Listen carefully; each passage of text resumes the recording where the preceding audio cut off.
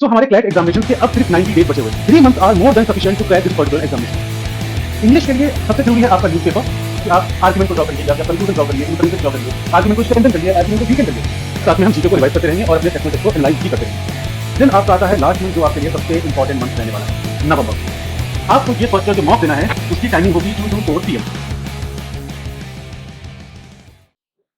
Hello everyone, welcome to the PCR, the courtroom, issued by National Law University alumni. This is Advocate Shivam Thakur. So हमारे CLAT examinations के अब 90 days बचे हुए हैं। हमें अपनी प्रिपरेशन को बूस्ट करने का टाइम आ गया है। तो सबके मन में ये क्वेश्चन आता है कि यार हमें इन 90 डेज में क्या करना चाहिए, बिकॉज मुझे नहीं पता कि आपने अपनी प्रिपरेशन को कैसे कर रखा है या फिर आपने अपनी प्रिपरेशन कितनी कर रखी है। But I am pretty much sure कि ये मंथ्स हैं, ये आपकी प्रिपरेशन पे बहुत बड़ा इम्पैक्ट डालने वाले हैं, ये आपके रिजल्ट पे बहुत बड़ा इम्पैक्ट डालने वाले हैं। एंड क्लैट एग्जामिनेशन एक ऐसा एग्जामिनेशन है कि if you want to crack the CLAT examination, 3 months are more than sufficient to crack this particular examination.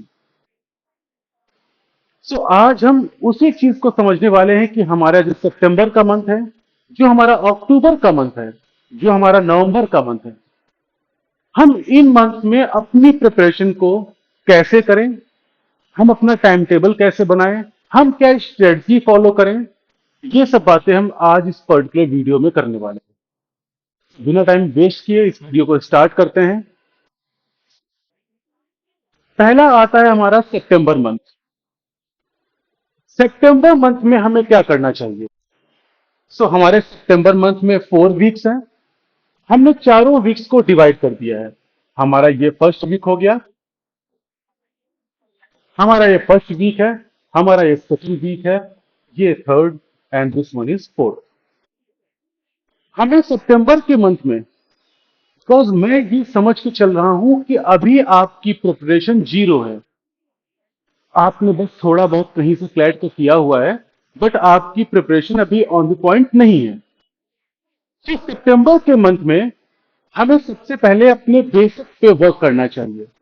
So what will do कि हम जो हमारा लीगल का सेक्शन है, हम सबसे पहले क्या करेंगे, फर्स्ट वीक में जो हमारे लीगल के बेसिक्स हैं, जो हमारे लीगल के कॉन्सेप्ट्स हैं, हम इनको अच्छे से रिवाइज करेंगे, अच्छे से पढ़ेंगे। फिर साथ में हम डेली वाइज जीके तो करते ही रहेंगे, डेली वाइज जीके हमें करना है। अब एक क्वेश्चन ये भी आता है कि सर बहुत सारे बच्चे हैं जिन्होंने अभी अपनी प्रिपरेशन को स्टार्ट किया है या फिर क्रैश कोर्स करने वाले हैं, तो उनके लिए क्या करना चाहिए, वो भी हम बात करेंगे आगे वीडियो में।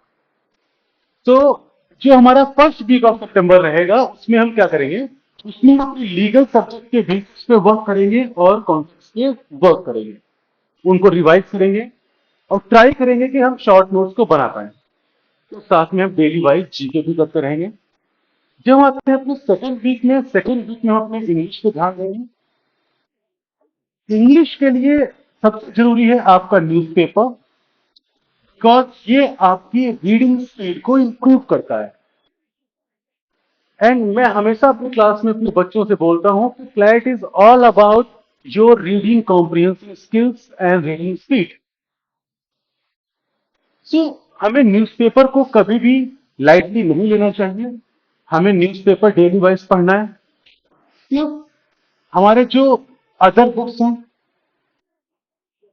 या फिर अदर सोर्सेज हैं, सच एज आपका लाइव लॉ हो गया या फिर कोई अदर सोर्स जहां पे आप इंग्लिश को पढ़ सकें, सच एज कि आप टाइटल को, कि what is title, how to draw the title, how to draw the tones, title tones, या फिर अदर जो सब्जेक्ट्स आते हैं या फिर अदर जो टॉपिक्स आते हैं इंग्लिश में, उनको आप पढ़िए, उनको रिवाइज करिए, प्लस साथ में जीके तो आप करते ही रहें। अभी हम किस पे वर्क कर रहे हैं, अभी हम कॉन्सेप्ट पे ही वर्क करेंगे सितंबर के मंथ में। लॉजिकल रीजनिंग थर्ड वीक हमारा आ गया। थर्ड वीक में हम लॉजिकल रीजनिंग को कवर करेंगे। अपने लॉजिकल रीजनिंग को कवर करना कि सर इसके कॉन्सेप्ट को हमें क्या समझें, उसमें क्या जानना चाहिए। तो बेटा ना मैं हमेशा एक बात बोलता हूं कि अगर 4 - 2 = 2, अगर मैंने 4 से 2 को सब्ट्रैक्ट किया तो 2 आया। इट मीन्स अगर मान लीजिए कि मुझे कोई क्वेश्चन आया हुआ है कि आप आर्ग्यूमेंट को ड्रॉ करिए या फिर आप कंक्लूजन ड्रॉ करिए, इन्फरेंसेस ड्रॉ करिए, आर्ग्यूमेंट को स्ट्रेंथन करिए, आर्ग्यूमेंट को वीकन करिए, तो ये तो कंफर्म होगा ना कि भाई क्वेश्चन में हमें कुछ करने पे या प्लस या माइनस, हमें कुछ करने पे या कुछ कम करने पे हमें हमारा आंसर आएगा। तो हमें अपनी लॉजिकल रीजनिंग को ऐसे अटेम्प्ट करना है या उसके बेसिस को ऐसे प्रिपेयर करना है कि ये समझना है कि अगर मेरे पास में क्वेश्चन आता है कि भाई इन्फ्रेंस को ड्रॉ कर दो, so how to draw inference, how to draw the conclusion, हमें इस चीज को समझना है, इन कॉन्सेप्ट्स को बिल्ड करना है इस पर्टिकुलर थर्ड वीक में। तो साथ में जीके को करते रहेंगे। फिर हम आते हैं फोर्थ वीक में, जहां हम बात करते हैं क्वांट्स की। क्वांट्स के लिए आपके पास स्पेसिफिक टॉपिक है, such as percentage,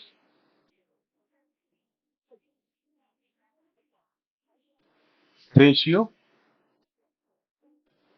average, time and work, time scale and distance.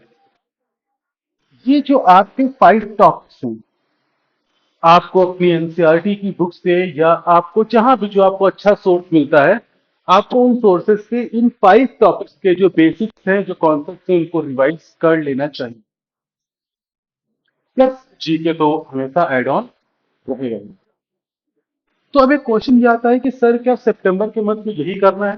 करेंगे हम वीक में एक मॉक अटेम्प्ट करेंगे, 1 मॉक। मॉक का मतलब क्या होता है? फुल लेंथ टेस्ट पेपर को हम अटेम्प्ट करेंगे वीक में एक बार, फिर उसको एनालाइज करेंगे।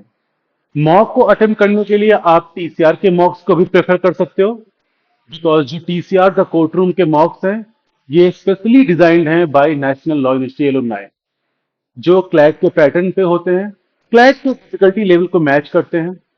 तो आप टीसीआर के मॉक्स को भी प्रेफर कर सकते हो। तो आपको क्या करना है कि आपको ये वीकली वाइज ये शेड्यूल फॉलो करना है, प्लस आपको वीक में एक मॉक देना है और उसका एनालिसिस करना है। ओके, अब हम आगे बढ़ते हैं अपने अक्टूबर के मंथ में। तो हमें अक्टूबर के मंथ में क्या करना है? ये हमारा आ गया अक्टूबर का मंथ।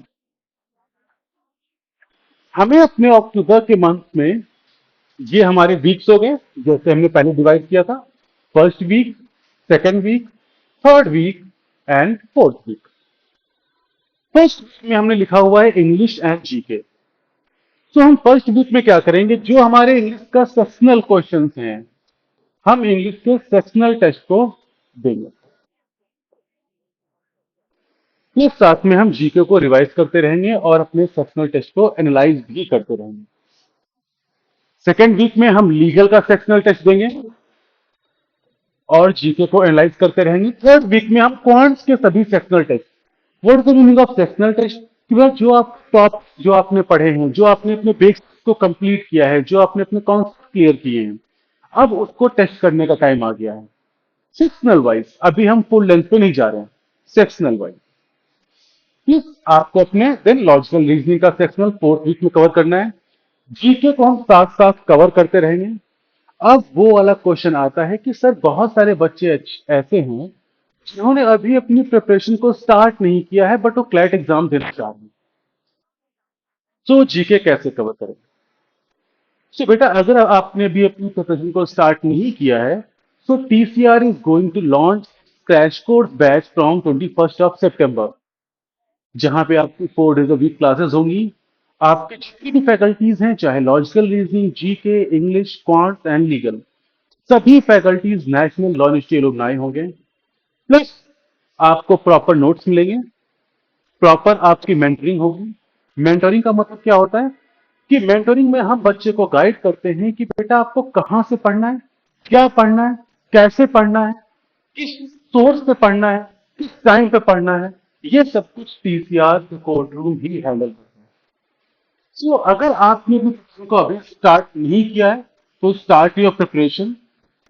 देन बेटा जीके के लिए बेटा आप किसी भी जनवरी टू सितंबर आप किसी भी पर्टिकुलर मैगजीन को, या तो टीसीआर का कोर्टरूम की मैगजीन को, या आप किसी भी इंस्टीट्यूट की मैगजीन को, या there are multiple sources in the market, आप किसी भी पब्लिकेशन की कोई भी मैगजीन लेके उसको पढ़ सकते हो। और सितंबर से तो आप डेली वाइज जीके को रिवाइज एंड पढ़ रहे हो। सो हम ऐसे कवर करेंगे उसको।